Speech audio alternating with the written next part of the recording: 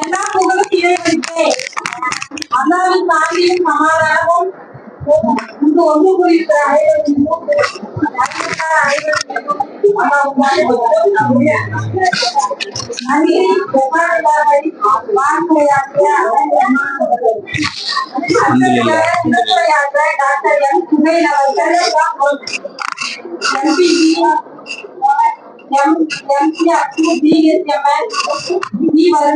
அவர்களை திருமுறையாற்ற அன்போடு அழைக்கிறார்.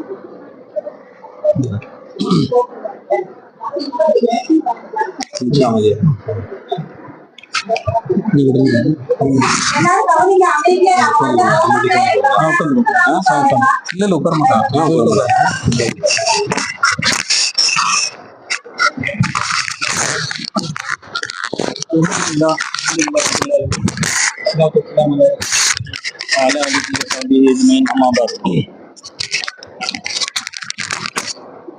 சொல்ல வருகின்ற செய்திகளை தெளிவாக சொல்வதற்கும் அதை புரிந்து கொண்டு அமல் செய்வதற்கு எனக்கும் உங்களுக்கும் வல்ல அல்லாஹ் அருள் செய்வானாக. ஆமீன்.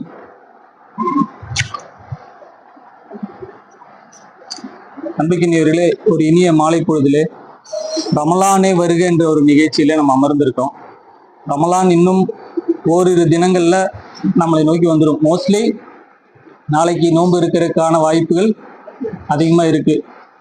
ஸோ அந்த நேரத்துல நம்ம இந்த ரமலானை எப்படி மிகச்சிறப்பாக பயன்படுத்துவது? ரமலானுக்கு வந்து நபி ஸல்லல்லாஹு அலைஹி வஸல்லம் அவர்கள் ஷாபான் மாதத்திலிருந்தே தயாராகக்கூடியவங்களா இருந்தாங்க. ஸோ அந்த வகையில நம்ம இந்த முன்கூட்டியே தயாராவது அப்படிங்கிறது மிகப்பெரிய ஒரு சுன்னத். ஸோ இந்த ரமலானுடைய நோக்கத்தை முழுமையா அடையணும் அப்படின்னா முன்கூட்டியே தயாராகணும் அப்படிங்கிறதான் அதோட விஷயம். இப்போ ஒரு போட்டி தேர்வுல நம்ம சிறப்பா செய்யணும்னா முன்னாடி இருந்தே நம்ம ப்ரிப்பேர் ஆகணும். அப்பதான் அந்த பயிற்சி அந்த எக்ஸாமினுடைய நேரத்துல சிறப்பா வந்து செய்ய முடியும். முன்கூட்டி தயாராகலைன்னு சொன்னா நம்ம ஏனோதானோன்னு செஞ்சிருவோம் இல்லைங்களா? ஸோ அந்த அடிப்படையில இந்த நோன்பு அல்லாஹ் வந்து எதற்காக கடமையாக்கி இருக்கா அப்படின்னா, நம்ம சொன்ன மாதிரி யா அய்யுஹல்லதீன ஆமனூ குத்திப அலைக்கும் ஸியாமு கமா குத்திப அலல்லதீன மின் கப்லிக்கும் லஅல்லக்கும் தத்தகூன். ஆரம்பத்துல வசனம் ஓதுனாங்க இல்லையா? ஸோ இந்த நோன்பு எதற்காக கடமைக்கப்பட்டிருக்குன்னா, நீங்கள் இறையச்சம் உடையவர்களாக மாறக்கூடும். ஆக தக்குவா உடையவர்களாக மாறணும் அப்படிங்கிறத இந்த நோம்பினுடைய அடிப்படையான விஷயம். தக்குவா அப்படின்னா என்னங்க? தக்குவா அப்படின்னா என்ன அர்த்தம்? இறையச்சம். ஸோ அல்லாஹ்வின் மேல் உள்ள பயம், நாளைக்கு மறுமையில அல்லாஹ் கேட்பான் அப்படிங்கிற எண்ணம் நமக்குள்ள இருக்கிறதுக்கு பேர் தான் தக்குவா அப்படின்னு சொல்லுவோம். ஸோ அந்த தக்குவா எங்க இருக்கும்? எங்க இருக்குங்க? உள்ளத்துலதான் இருக்கும், இதயத்துலதான் இருக்கும், நம்மளுடைய வேஷங்கள்ல இல்ல. உங்களுடைய மிகச்சிறந்த ஆடை தக்குவா அப்படின்னு சொல்லுவாங்க. நம்ம நல்லா பர்தா அணிஞ்சு சிறப்பான நல்ல ட்ரெஸ் எல்லாம் போட்டு இருந்தாலும் நம்மளை பார்த்தா எப்படி சொல்லுவாங்க? ரொம்ப தக்குவாதாரியா இருக்காங்க அப்படின்னு சொல்லலாம். ஆனா எங்க இருக்கு உண்மையான தக்குவா? உள்ளத்துலதான் இருக்கு. ஸோ அந்த உள்ளத்தை தயார்படுத்துறதுக்கான ஒரு மாதம் தான் இந்த மாதம். ஏன் இந்த மாதத்துல நோன்பு கடமையாக்கப்பட்டது தெரியுங்களா? ஏன் ரமலான் மாசத்துல நோன்பு கடமையாக்கப்பட்டது? குர்ஆன் இறங்கிய மாசம். அதனாலதான் இந்த மாதத்துல நம்ம நோன்பு வைக்கிறோம். மீதி உள்ள 11 மாதங்களை தவிர்த்து ரமலான்ல நோன்பு வைக்கிறதுக்கு காரணம், இந்த மாதத்துலதான் நமக்கு நேர்வழி காட்டக்கூடியதும் நன்மை தீமை பிரித்து காட்டக்கூடியதுமான திருக்குர்ஆன் இறக்கிடப்பட்டது. ஸோ அந்த அடிப்படையில தான் இந்த மாசத்துல நம்ம நோன்பு வைக்கிறோம். திருக்குர்ஆன் என்ன சொல்லுது அப்படின்னா, என்ன சொல்லுதுங்க? அல் ஃபாத்தியால குர்ஆன் என்ன சொல்லுது அப்படின்னா, நம்ம வந்து ஒரு பிரார்த்தனை செய்யறோம், அல்லாஹ் எனக்கு நேர்வழி காட்டுவாயாக. அந்த நேர்வழி, அதாவது நம்ம குர்ஆனை எதுக்கெல்லாம் ஓதுறோம்? எதுக்கு ஓதுவோம்? எதுக்கெல்லாம் ஓதுவோங்க? தொழுகையில ஓதுவோம், வீடு ஓப்பனிங்கு, கடை ஓப்பனிங் எல்லாத்துக்கும் ஓதுவோமா இல்லைங்களா? ஏதோ ஒரு நல்ல விசேஷம்னா ஃபாத்தியா ஓதுவோம், அது சிறப்புக்குரிய விஷயம் தான். அந்த ஃபாத்தியால என்ன விஷயம் சொல்லுது அப்படின்னா, என்ன விஷயம் சொல்லுது? என்ன நம்ம துஆ கேட்கிறோம் அல்லாஹ்ட்ட? நேரான வழியை காட்டி தருவாங்க. இஹ்தின ஸிராத்தல் முஸ்தகீம், நீ எங்களுக்கு நேரான வழியை காட்டு. அந்த நேரான வழி எப்படிப்பட்டதா இருக்கணும் அப்படின்னா, உன்னுடைய கோபத்திற்கு ஆளாகாத, நெறி தவறி போகாதவர்களுடைய வழியில, அதாவது யூதர்களுடைய வழியிலையோ கிறிஸ்தவர்கள் வழியிலையோ எங்களை செலுத்திடாத. ஏன் அப்படி சொல்றோம் அப்படின்னா, அவங்களும் என்ன வச்சிருக்காங்க? யூதர்கள் என்ன வச்சிருக்காங்க? வேதம் வச்சிருக்காங்க. கிறிஸ்தவர்கள் இன்னைக்கும் வேதம் நீங்க பாத்தீங்கன்னா தெரியும். ஞாயிற்றுக்கிழமையானா அவங்க வேதத்தை இறக்கி வைக்க மாட்டாங்க. ஞாயிற்றுக்கிழமை இல்ல, பெரும்பாலான நாட்கள்ல ட்ரெயின்ல போகும்போது, பஸ்ல போகும்போதெல்லாம் வேதத்தை கையில வச்சு தாங்கள் நேர்வழியில் இருக்கோம்னு நினைச்சிட்டு இருக்காங்க. ஆனா இறைவன் என்ன சொல்றான்? அவர்கள் இறைவனுடைய கோபத்திற்கு ஆளானவர். அப்போ நாமளும் குரானை கையில வச்சிட்டு இருந்தா நம்ம நேர்வழியில் இருக்கோம்னு அர்த்தமா? அதுதான் அங்க அல்லாஹ் சொல்றான். நாம் வெறும் திருக்குறானை வச்சுட்டு இன்னைக்கு வழி தவறி போனவங்க நிறைய பேர் இருக்காங்க இல்லைங்களா? ஆமா தானே? ஏன் இப்படி பிரிஞ்சிருக்கோம்? அப்போ அதே திருக்குறானை தான் கையில வச்சிருக்காங்க. அப்போ அல்லாஹ் நாடியவர்களுக்கு தான் என்ன கொடுப்பான்? நேர்வழி கொடுப்பான். சோ நம்ம பரக்கத்துக்காக ஓதுறோம், நன்மைக்காக ஓதுறோம். எதுக்காக ஓதணும்? நேர்வழிக்காக. அதான் அல்பாத்தியா சொல்லுது, நேர்வழிக்காக நீங்க ஓதுங்க. சோ அல் பக்ரால ஃபர்ஸ்ட் வசனம் என்ன தெரியுங்களா? அலிஃப் லாம் மீம் தாலிகல் கிதாபுலா ரைப ஃபீ ஹுதல் முத்தகீன். என்ன சொல்லுது? அர்த்தம் என்னங்க?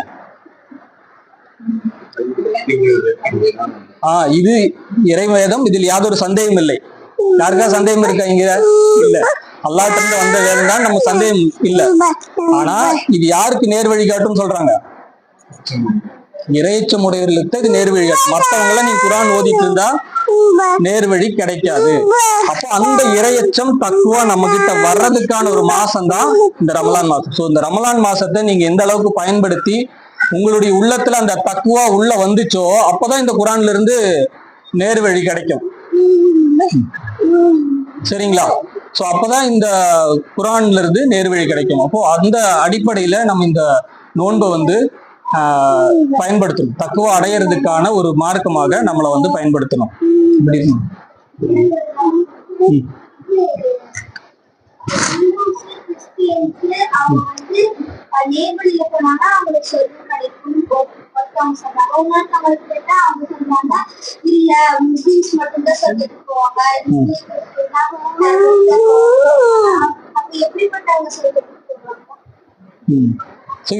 இறை மார்க்கத்தை ஏற்றுக்கொண்டவங்க தான், அல்லாஹ்வை ஈமான் கொண்டவங்க மட்டும்தான் சொர்க்கத்துக்கு போக முடியும்.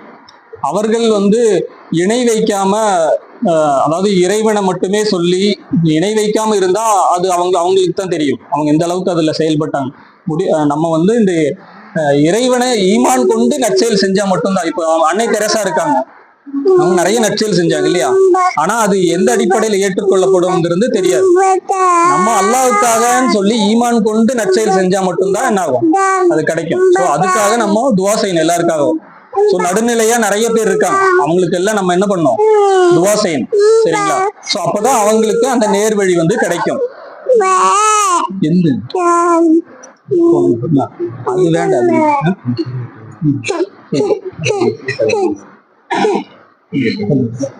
பொதுவா நம்ம 7 விஷயத்துல முக்கியமான ஈமான்ல வந்து 77 கிளைகள் இருக்கு.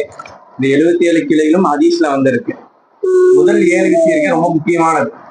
ஆமன்து பில்லாஹி வ மலாயிகத்திஹி வ குதுபிஹி வ ரசூலிஹி வல் யௌமில் ஆகிரி வல் கத்ரி கைரிஹி வ ஷர்ரிஹி மினல்லாஹி தஆலா வல் பஅஸி பஅதல் மௌத்.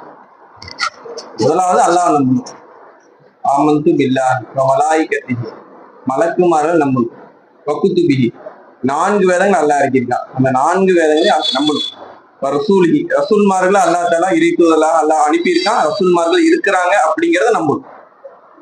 வல் யௌமில் ஆகிரி வல் கத்ரி கைரிஹி வ ஷர்ரிஹி மினல்லாஹி தஆலா, நம்ம மௌத்துக்கு பின்னாடி எழுப்பப்படுவோம், அதே போல மறுமை நாள் இருக்குது அப்படிங்கிறத நம்பணும்.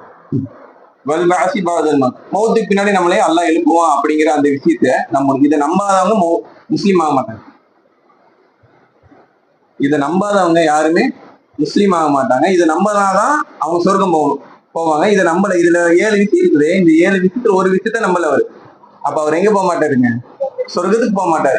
இதெல்லாம் மறைக்கப்பட்ட விஷயம். அல்லாஹ்வை பார்க்கல, ரசூலை பார்க்கல, வேதங்கள் இறக்கப்பட்டதை பார்க்கல, மறுமையினால பார்க்கல, சொர்க்க நரகத்தை பார்க்கல. மௌத்தான பின்னர் நம்ம மறுபடியும் எழுப்பப்படுவோமா அப்படிங்கிறது நமக்கு தெரியாது. ஆனா இது எல்லாத்தையுமே நம்ம நம்புறோமா இல்லைங்களா? அதுக்கு பேர் தான் ஈமான். ஈமான்னா என்ன?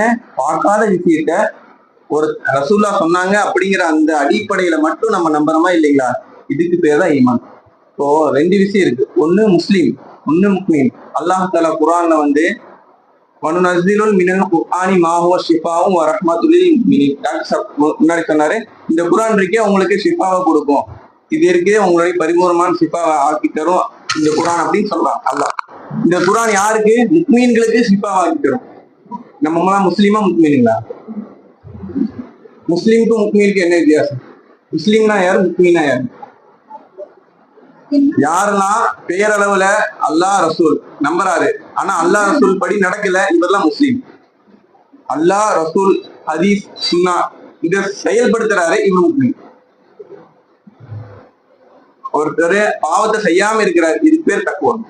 பாவத்தை யார் செய்யலையோ அவர் தக்குவால இருக்காரு. நன்மை அதிகமா செய்யறாரு, பாவமும் அதிகமா செய்யறாரு, இது தக்குவால இருக்கிறாரா அப்படின்னா இல்ல. இப்போ எங்களுக்கு தக்குவா வரணும் அப்படின்னா நாங்க பாவத்துக்கிட்டு விலகணும்.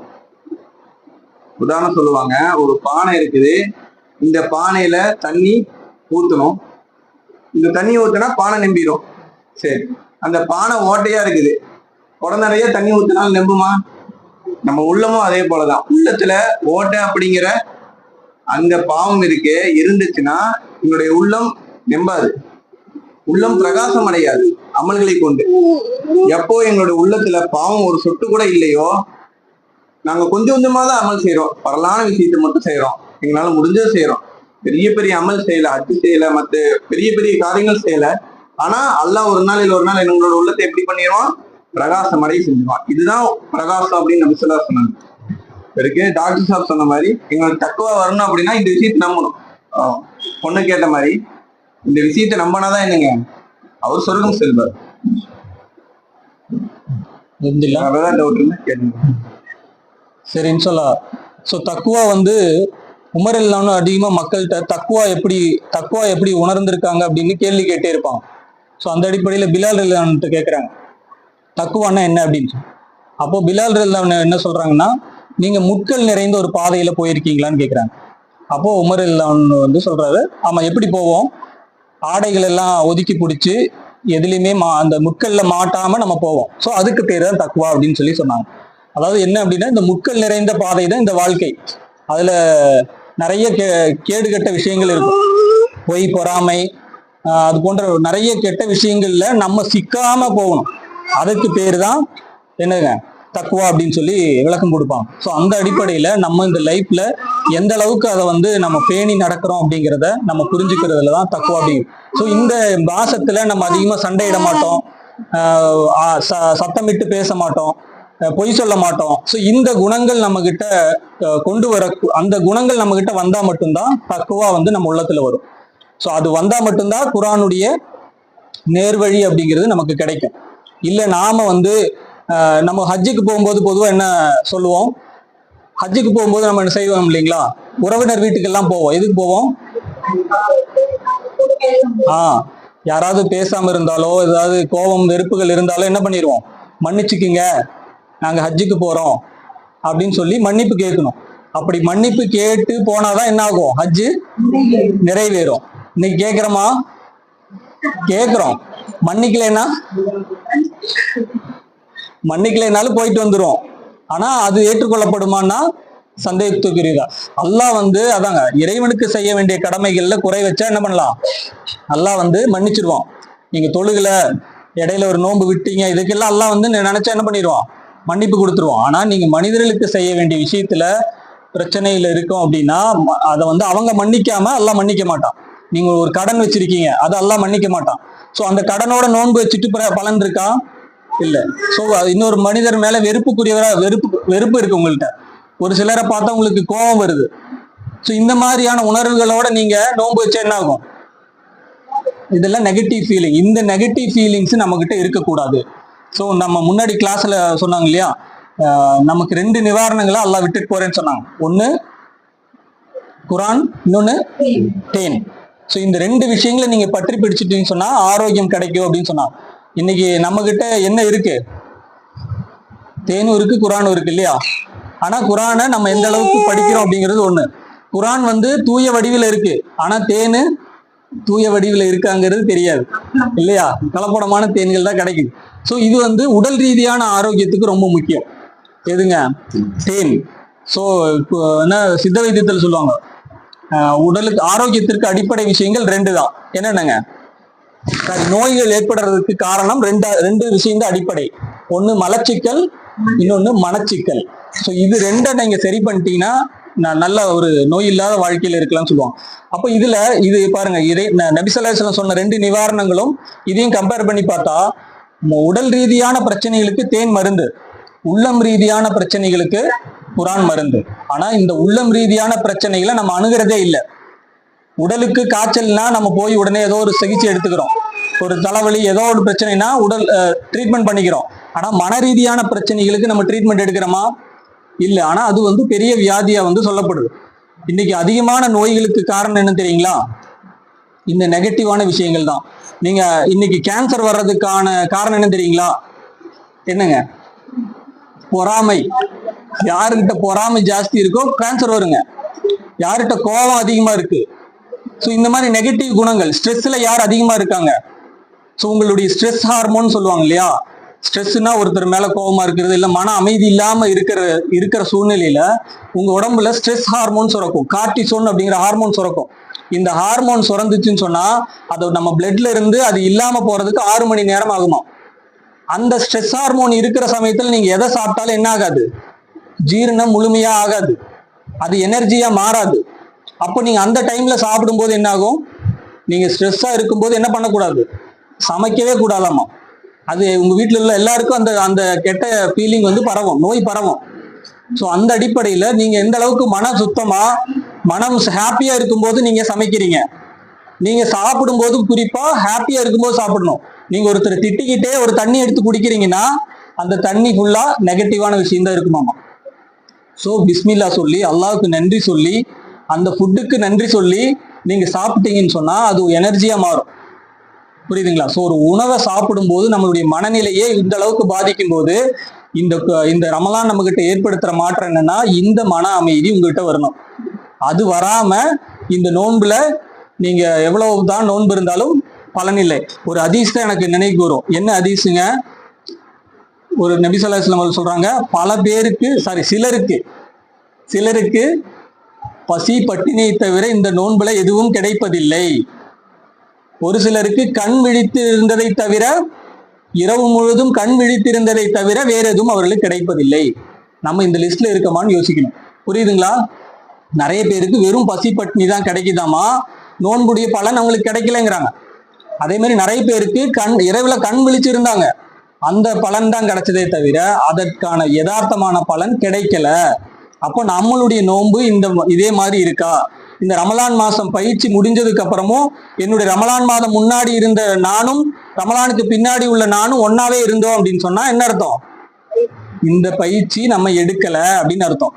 அப்போ இந்த பயிற்சி எடுக்கணும்னா நம்ம கிட்ட நல்ல கேரக்டர் வரணும், நல்ல பண்புகள் வரணும். யார்கிட்டையுமே முகம் சுளிக்காத நல்ல குணம் வரணும். யார்கிட்டையுமே வெறுப்பு பாராட்டாத குணம் வரணும். எல்லார்கிட்டையுமே சிரிச்சு பேசக்கூடிய குணம் வரணும்.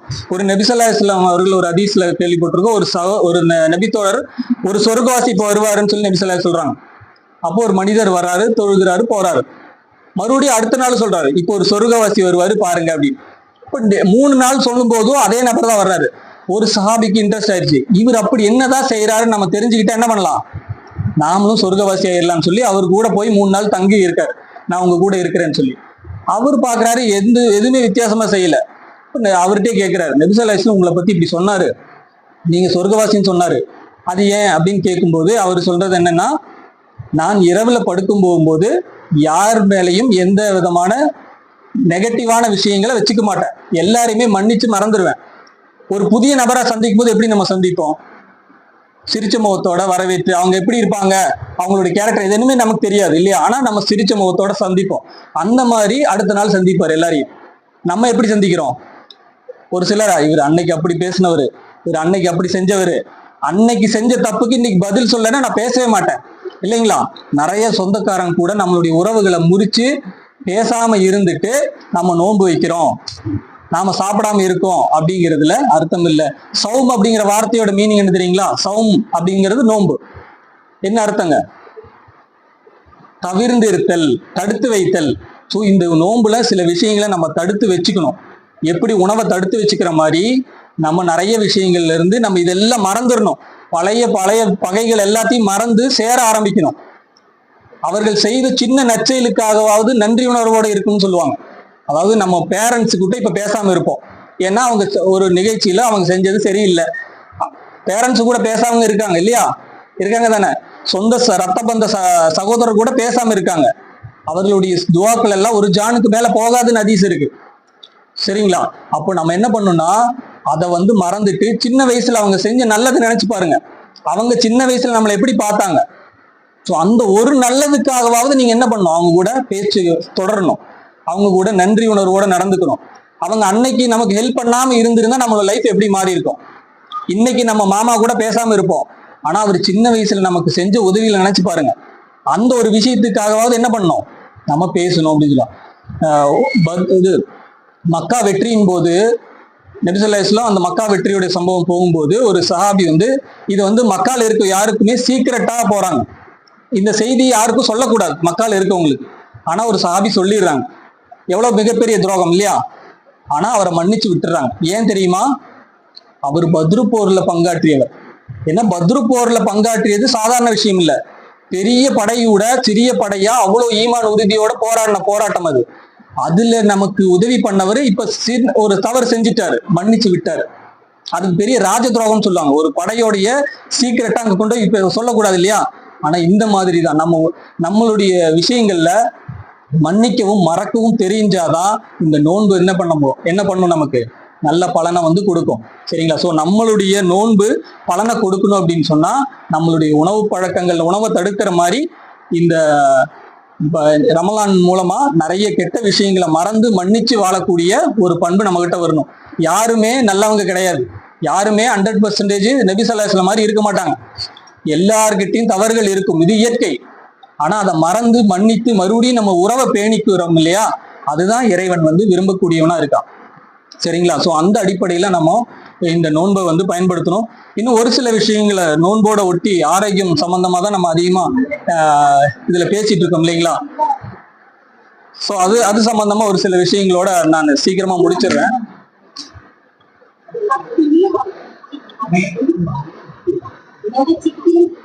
உள்ள உட்காந்துக்குங்க.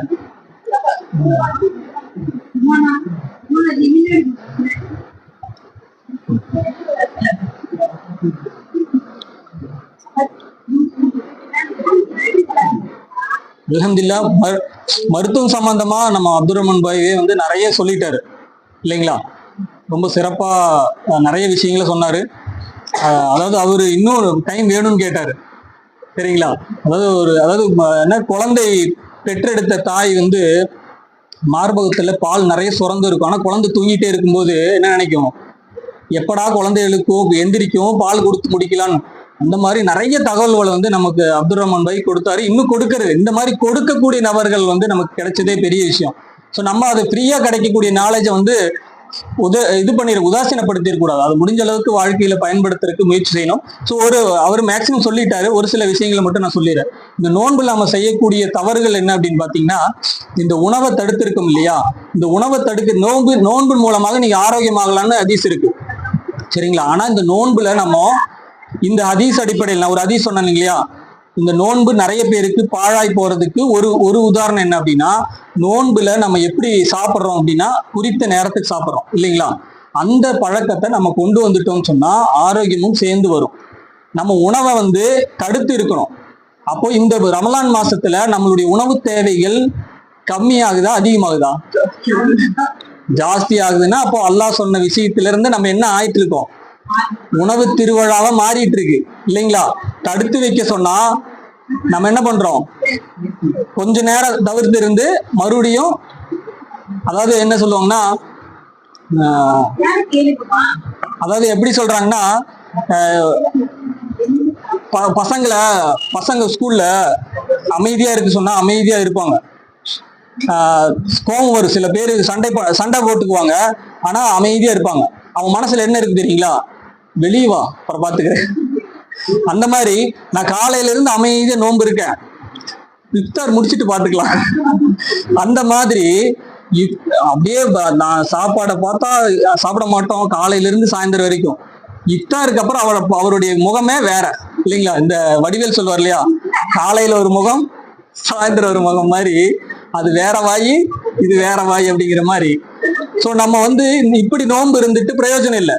ஸோ நபி ஸல்லல்லாஹு அலைஹி வஸல்லம் எப்படி சொல்றாங்கன்னா, டெய்லி நம்ம சுபுக்கு எப்போ சாப்பிட்றோம், எத்தனை மணிக்கு சாப்பிட்றோங்க,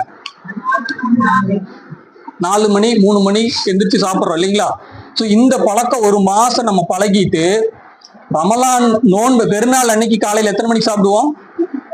10 மணி 11 மணி, அப்படிதானே? ஆமா தானே?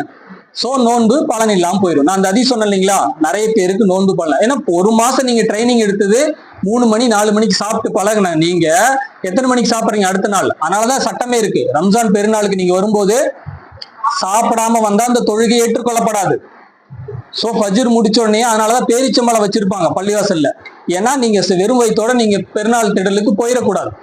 அப்போ அந்த குறித்த நேரத்திற்கு நம்ம எப்படி தொழுகிறோமோ இந்த மாதிரி குறித்த நேரத்துக்கு சாப்பிடுவதுதான் ஆரோக்கியம். சரிங்களா? சோ காலையில நீங்க சூரிய உதயத்துக்கு முன்னாடி சாப்பிடுறது சிறப்பு. அல்லது சூரியன் உதிச்சு 1 மணி நேரத்துக்குள்ள நீங்க உங்களுடைய உணவு தேவையை முடிச்சிட்டீங்கன்னா எப்பவுமே சேர்ல உட்கார்ந்து தொழுகக்கூடிய நிலைமை உங்களுக்கு வராது. இது எழுதியே தரலாம். என்ன நபி ஸல்லல்லாஹு அலைஹி வஸல்லம் சொல்றாங்க, நீங்க நோன்பு வைத்தால் ஆரோக்கியமாகலாம். நோன்புல நம்ம கட்டுக்கொள்ற பழக்கமே என்னன்னா குறித்த நேரத்துக்கு சாப்பிடுறது. நீங்க பாருங்க 6:37க்கு நோன்பு திறக்கிறது. நான் கொஞ்சம் 7 மணிக்கு நோன்பு திறந்தா எனக்கு அதிக நன்மை. அப்படியா? குறித்த நேரத்துக்கு தான் நீங்க நோன்பு திறக்கணும். நீங்க ஒரு 5 நிமிஷம் காலதாமதம் திறந்தா என்ன அதிக நன்மை கிடைக்கும்? எல்லாம் அப்படியே பொருள் எல்லாம் அடுக்கி எல்லாருக்கும் உதவி செஞ்சுட்டு இருப்போம். எல்லாரும் நோன்பு திறங்கன்னு சொல்லிட்டு எனக்கு அதிக நன்மை கிடைக்குன்னு ஒரு 2 நிமிஷம் தள்ளி நோன்பு திறக்கிறது, அப்படித்தானே? அது கூடாது. உங்க நோன்பே பாழாயிருச்சு. அந்த நேரத்துல என்ன பொருள் கிடைக்குதோ உடனே நோன்பு திறந்துடணும். நீங்க இந்த டைம் தள்ளி திறந்தீங்கன்னா நோன்பு பாழாயிருச்சு. ஸோ இதே தான் ஆரோக்கியத்துக்கும் அடிப்படை. நீங்க எந்த நேரத்துக்கு சாப்பிடணுமோ அந்த நேரத்துக்கு சாப்பிடணும். ஃபஜ்ர் தொழுகை 10 மணிக்கு தொழுக முடியுமா? ஃபஜ்ர் தொழுகைக்கு முன்னாடி 2 ரக்காத் இருக்கு, தெரியுங்களா? அதோட நன்மை என்ன?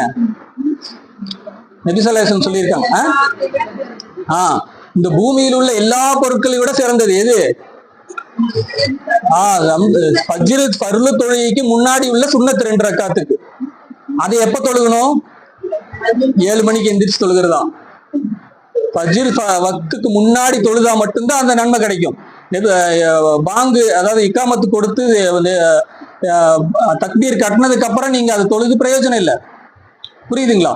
ஸோ இந்த மாதிரியான சுண்ணத்துக்களை அந்த நேரத்துக்கு நீங்க சாப்பிட்டா மட்டும்தான் அந்த பலன். ஸோ இதை நம்ம ஃபாலோ பண்ணோம். ஸோ காலையிலிருந்து நீங்க உணவை தவிர்த்து இருந்தீங்கன்னு சொன்னா மாலையில இஃப்தாருக்கு அப்புறமும் எளிமையான உணவை சாப்பிடுங்க. சரிங்களா? ஸோ மயிர்புக்கு அப்புறம் அந்த 1 ஹவருக்குள்ள நீங்க சாப்பிட்டுருங்க.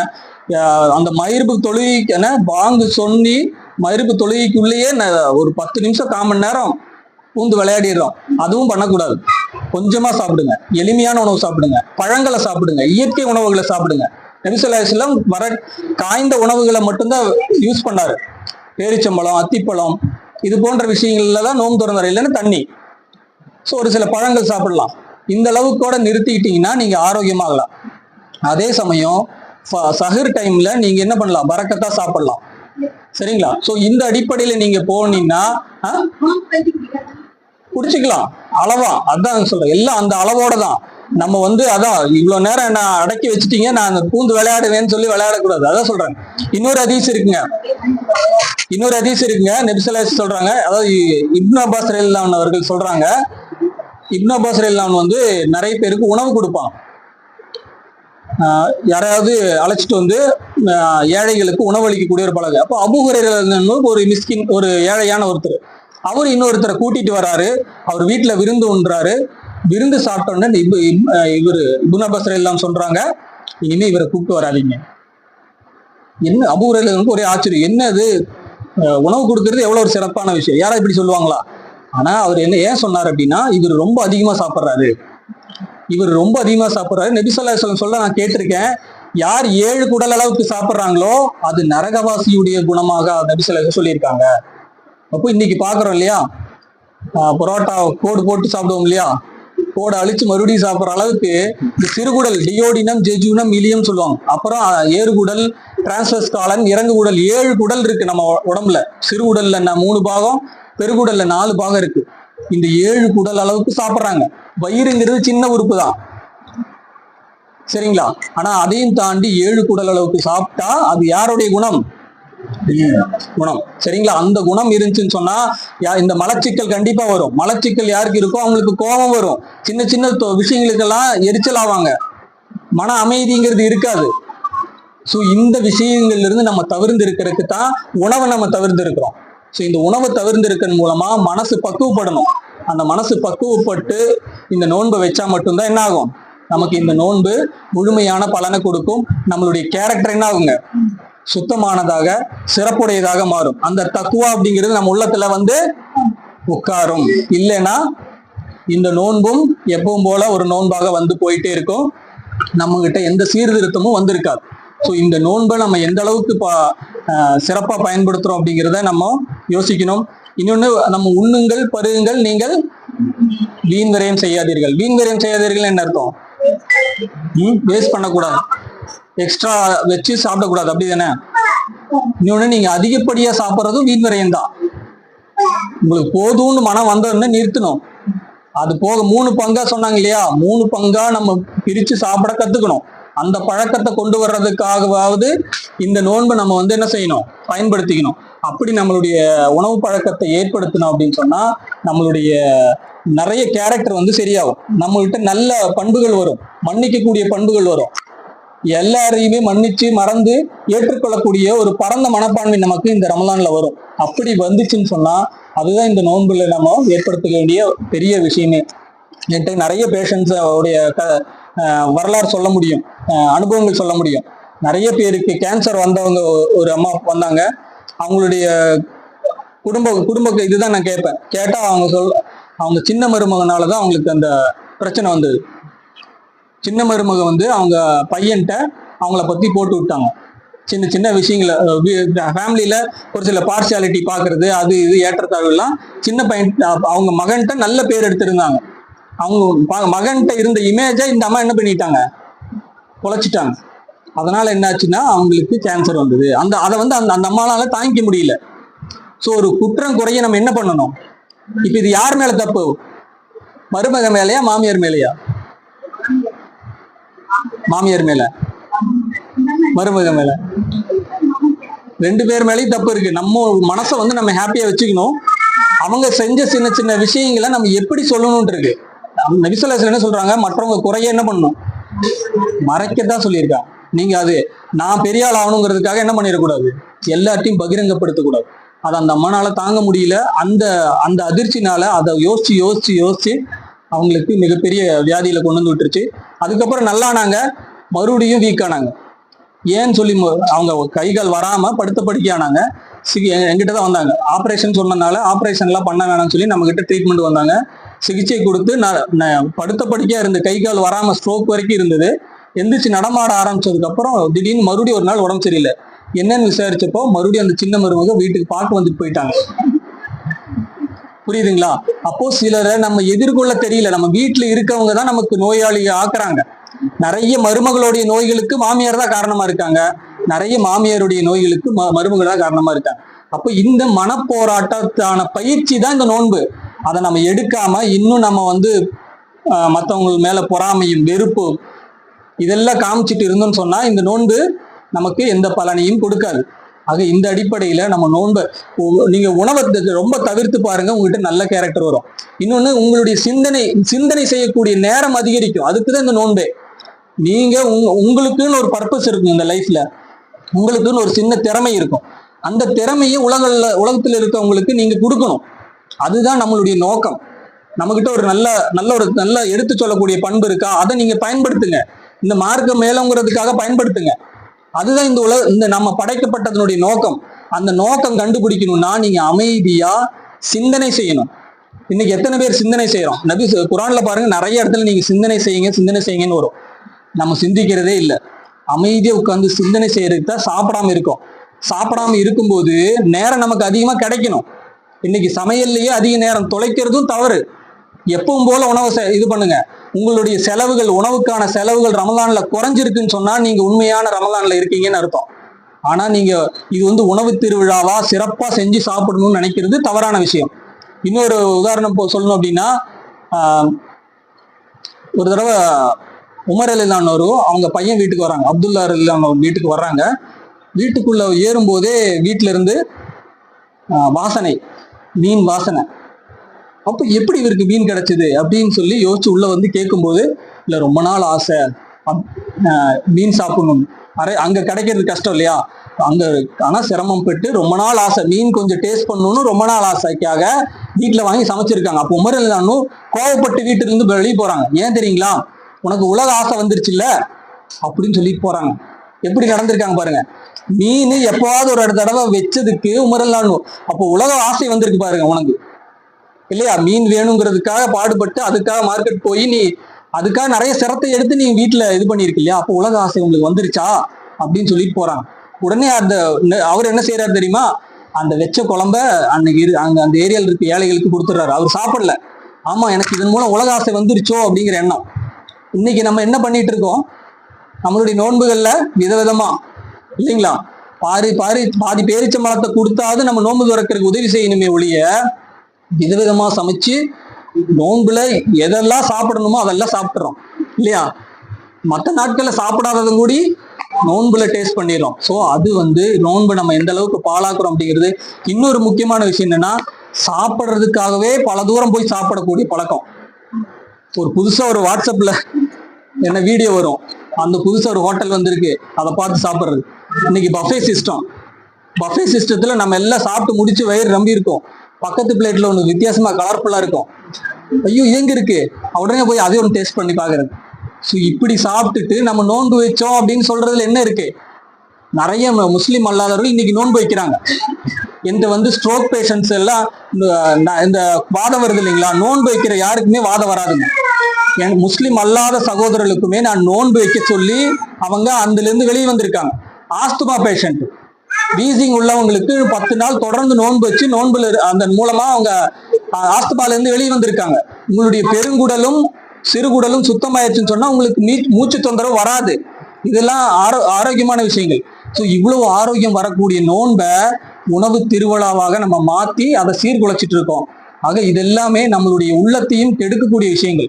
உங்களுடைய குடல் எந்த அளவு, அதான் அகத்தின் அழகு முகத்தில் தெரியுங்கிறது நம்மளுடைய குடலையும் சேர்ந்து சொல்லக்கூடிய ஒரு வார்த்தையா இருக்கு. உங்களுடைய குடல் சுத்தம் எப்படி இருக்கோ அப்படிதான் உங்களுடைய அகம் இருக்கும், உங்களுடைய உள்ளம் அப்படி இருக்கும்.